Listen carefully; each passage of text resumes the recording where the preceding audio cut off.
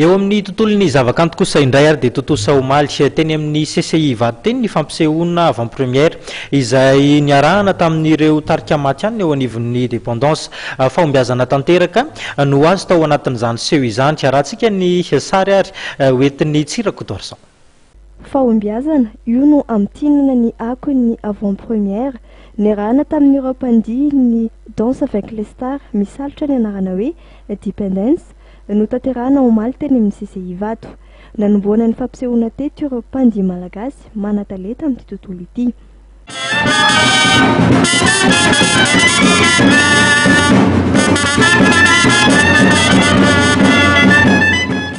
Tamin'ny tapany faharoa ny fampisehoana kosa no nitondra ny ataony ireo matianina avy amin'ny Dependence.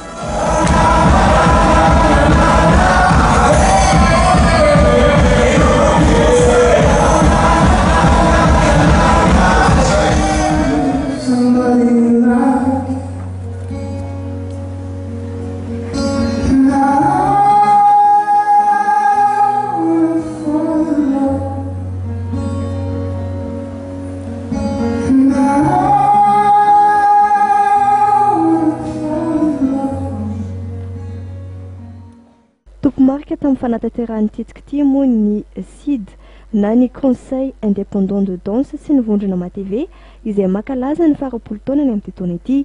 Reny mpiainantsika kosa raha Matovoangy Rajaonary Mampianina. Naseho tamin'ity fampisehoana ity fa sehatra iray manana no maizy azy ny dia hoy ny komity mpanomana izay nahatsapa ny fahombiazan'ny etsika. Rena ny rena na hoe fianamboly ihany koa ary mety mandany andro ny dia. Dia hitantsika androany fa azo atao ny matianina amin'izany sehatra izany ary tsy fahafinaretana maso ihany no azo fa midika fitaizana vatana, fifehezan-tena ary ezaka isan'andro no antoko ny fahatafitana amin'ny dia.